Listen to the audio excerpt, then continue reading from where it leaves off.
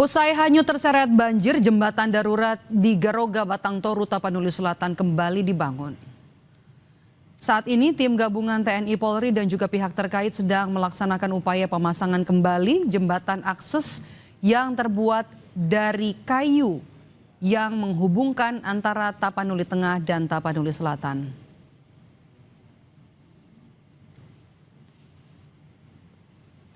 Jembatan darurat memanfaatkan kayu-kayu besar yang terbawa banjir bandang di sekitar sungai. Jembatan darurat ini kembali dibangun dengan menggunakan 2 alat berat.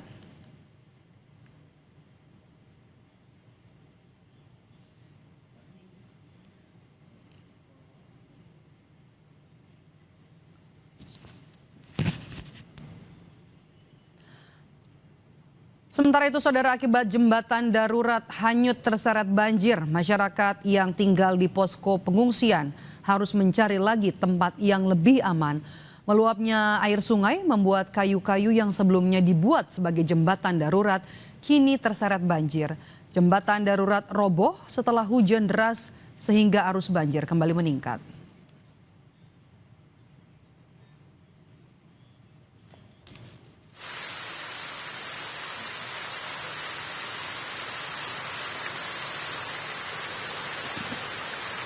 Meski berisiko tinggi, warga tak punya pilihan lagi dan kembali naik perahu karet untuk menyeberangi sungai. Karena arus sungai yang deras, perahu karet diikat menggunakan tali agar tidak terbawa derasnya arus.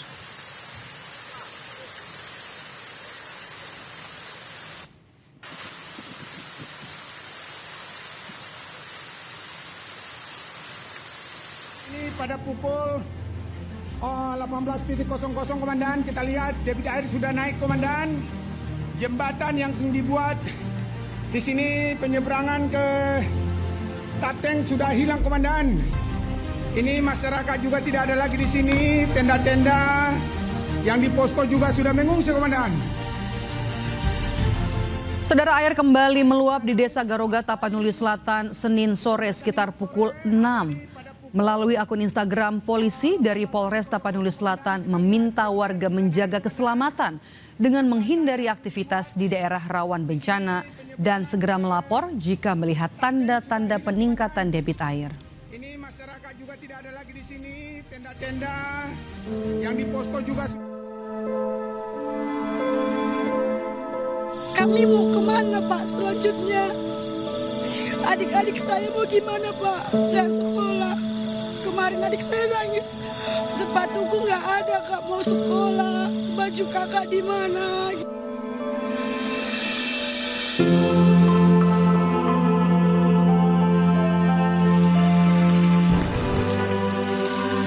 Tak hanya duka kehilangan anggota keluarga, banjir bandang yang melanda Tapanuli Selatan juga menyebabkan warga harus kehilangan tempat tinggal hingga mata pencaharian mereka.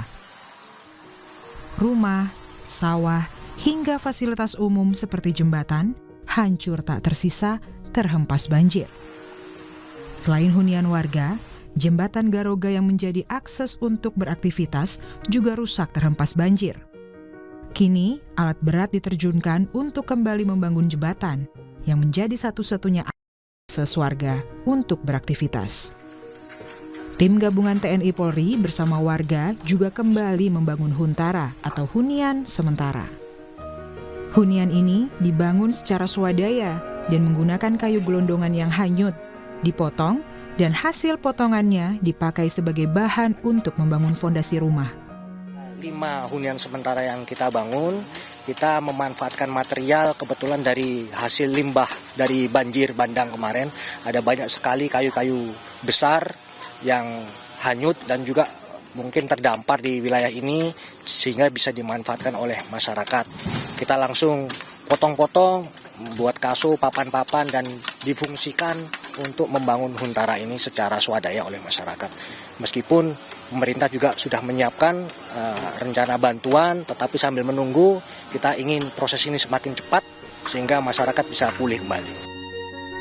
Di tengah upaya perbaikan yang mulai dilakukan, warga Tapanuli Selatan berharap langkah-langkah ini bukan sekedar respons saat, melainkan awal dari pemulihan nyata yang mampu mengembalikan rasa aman di tanah mereka. Tim Liputan, Kompas TV. Informasi terkini pemulihan pasca bencana di Tapanuli Selatan, Sumatera Utara. Kita bergabung dengan jurnalis Kompas TV melalui sambungan telepon Jona Hamonangan dan juru kamera Febri James. Jona, selain jembatan dan hunian sementara warga, pembangunan apa saja yang kini dilakukan agar warga bisa pulih dari banjir bandang? Ya Romas, untuk pembangunan khususnya untuk konstruksi ini ada dua hal yang dicatatkan. Yang pertama adalah jembatan Brili. Jembatan Brili itu sudah terpasang dengan sempurna. Ini sebenarnya di atas jembatan Anggoli, jadi panjangnya sekitar 30 meter. Nah, untuk yang daerah aliran Sungai Baru, khususnya dari arah Garuga ini belum terpasang kurang lebih selama 30 menit kayu yang dipasang melintang. Jadi sudah ada, tapi karena sore kemarin hujannya sangat keras kurang 2 jam, akhirnya dari terpasang sempat hanyut dan akhirnya ditarik. Nah, akhirnya tadi sempat dilaksanakan pemasangan kembali, itu menggunakan alat berat beko, ada 2 beko dipakai, akhirnya dari beko akhirnya disusun kembali juga melakukan secara pelintang. Pemasangannya cukup cepat dikarenakan memang menggunakan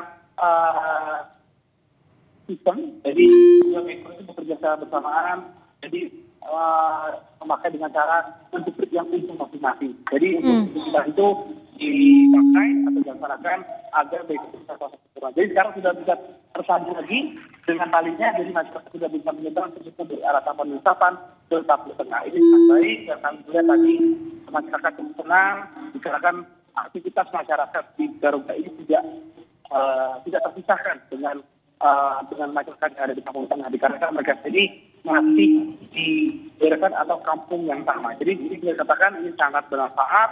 Jadi konektivitas di jembatan kayu melintang ditambah dengan adanya koneksi dari jembatan BD ini semakin mempercepat atau semakin mempertebal khususnya jaringan yang ada. Tapi memang ini belum bisa dilalui untuk kendaraan berat dikarenakan arusnya sangat kuat. Jadi untuk rekayasa jalan yang dibangun oleh BD yang darat ini masih belum bisa terus dengan sempurna. Baik, terima kasih atas laporan Anda, Jona Hamonangan, melaporkan langsung dari Tapanuli Selatan, Sumatera Utara. Selamat bertugas kembali, Jona.